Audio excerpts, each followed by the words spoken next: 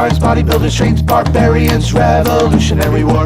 And Sentai cosplay, lunars, LARPing, furries, nudists, and more. Practitioner. More than a hobby. Practitioner. More than a hobby. Practitioner. Welcome to Practitioners. We're here at the Young Innovators Fair at the Greater Philadelphia Expo Center in Oaks, PA, where we're going to talk to David and Stacey McLaughlin of the 501st Garrison Carita. Garrison Carita is the premier Star Wars costuming organization recognized by Lucasfilm, and the entire 501st is a nonprofit. Our primary mission is to help raise money for various organizations. We're currently raising money here today for Toys for Tots. We've invited our Rebel counterparts to this event. They're the Rebel Legion. In this area, they're Garrison, if you want to call it that is Ghost Space. We're doing Blasted Trooper, which is basically for the public to come out, pay 3 shots for $1, and they can shoot any one of our Star Wars characters with Nerf darts.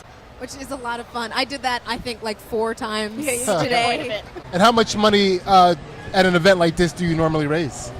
We raise about $1,500 a day, Okay. which is actually surprisingly well, because some of the smaller events will only raise about maybe $400 or $500.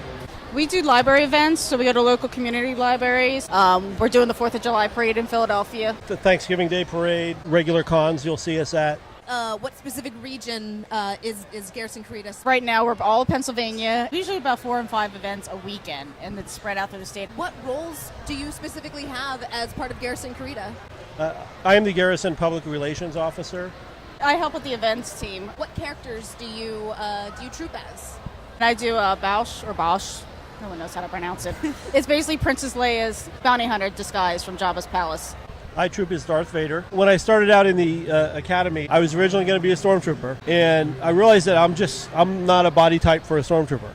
I'm a bigger guy, and while we don't discriminate against body types, I didn't feel right. So, black is slimming. That's evil. True.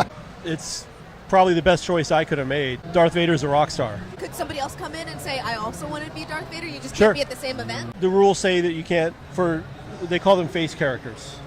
Darth Vader, the Emperor, certain officers. An event like this, there might be 2 Darth Vaders. We would just schedule our time like, okay, I'll be him between noon and 1, and you can be between 1 and 2. Can you talk us through a little bit about what that process is like, putting on your costume? So with Vader, obviously you need to put the leather bodysuit on. Yeah. And you have your little armor, your shin guards, and your codpiece.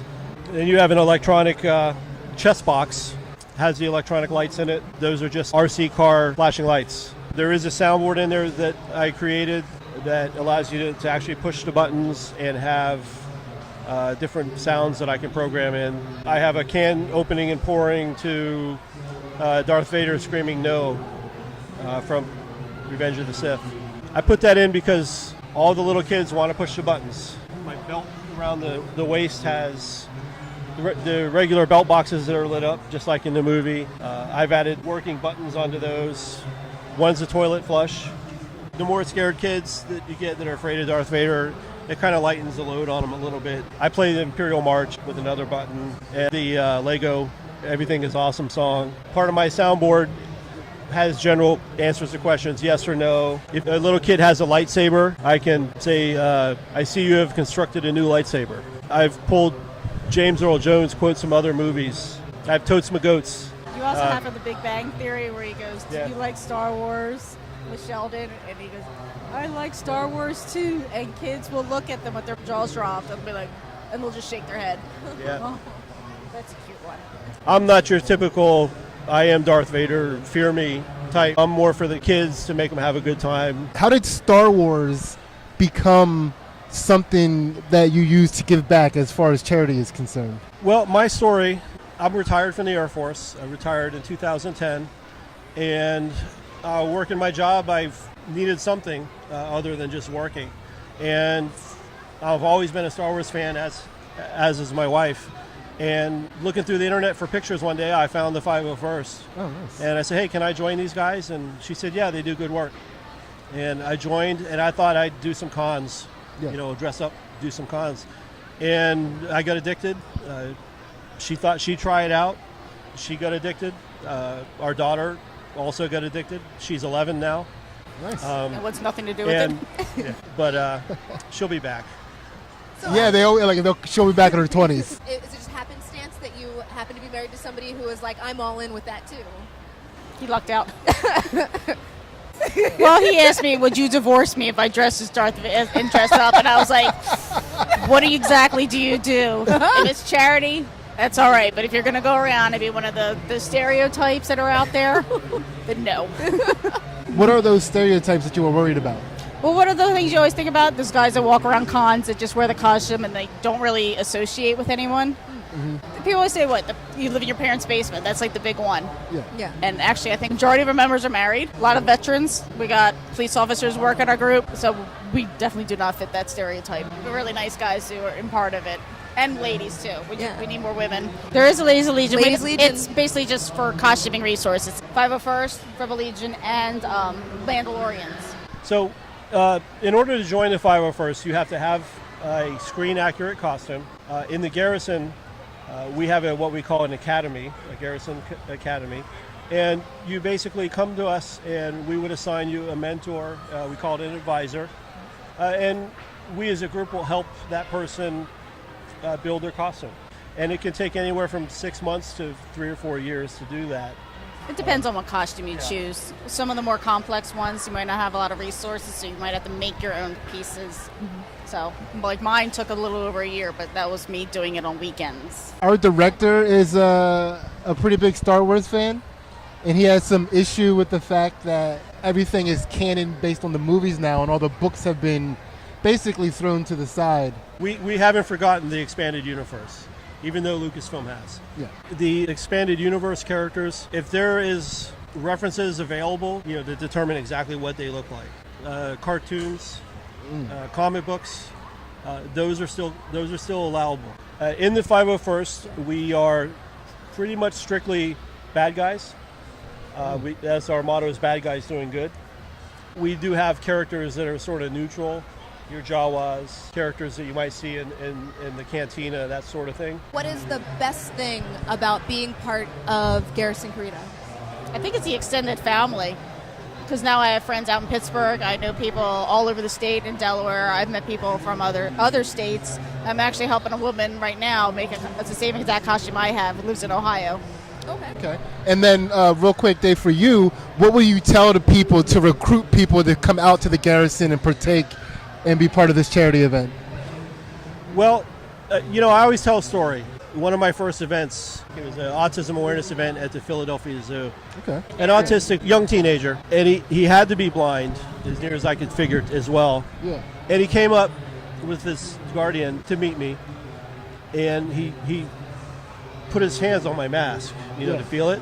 And the look in his face as he was doing that, I can't even describe it, but that's when I became hooked. Just the little kids that come up that just want to give you a hug. Yeah. That's why I explain that to people that want to join. Okay, so if someone is looking to get involved with Garrison Carita, how do they do that? They can either come to one of our events and we can get them contact card to our website, or they can go to the 501st.com and reach us through the Garrison that way. So now we're joined by Erik Mack, our episode artist. Erik, can you tell us how you define your art?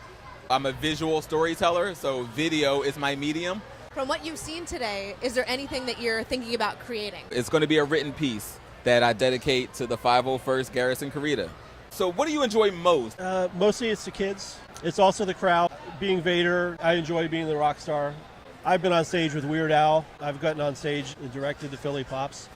I'm just David, tech service guy during the week. And on the weekends, I put on Vader and I'm a hero. Is there any sense that you love about Garrison that you're hoping you hear exemplified in his art? I do. I like seeing that everyone comes together. Just today we're accomplishing getting money raised for Toys for Tots. So the sense of family. What about you? The bad guys doing good theme. So family and charity.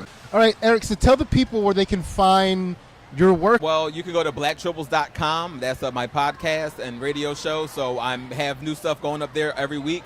Also, my last Star Wars fan film called Nomads is on YouTube now. So just look for Nomads, and my screen name is EMACFES. Will you be making another one of those videos anytime soon?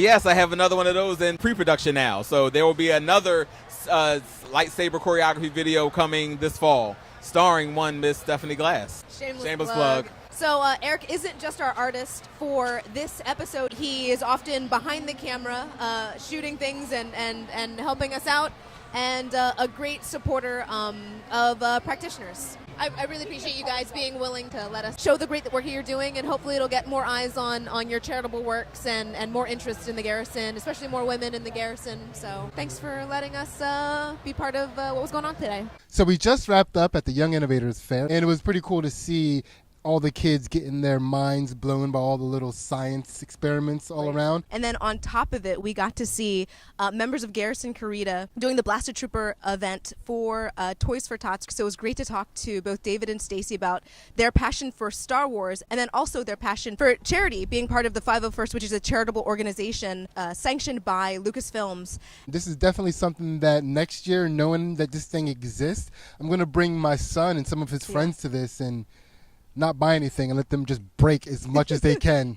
It was like everything was like, don't touch, but I'm bringing some touches. I know. I touched a lot of stuff and then was like, oh, that says don't touch on it. It's too late. Yeah. It's too late.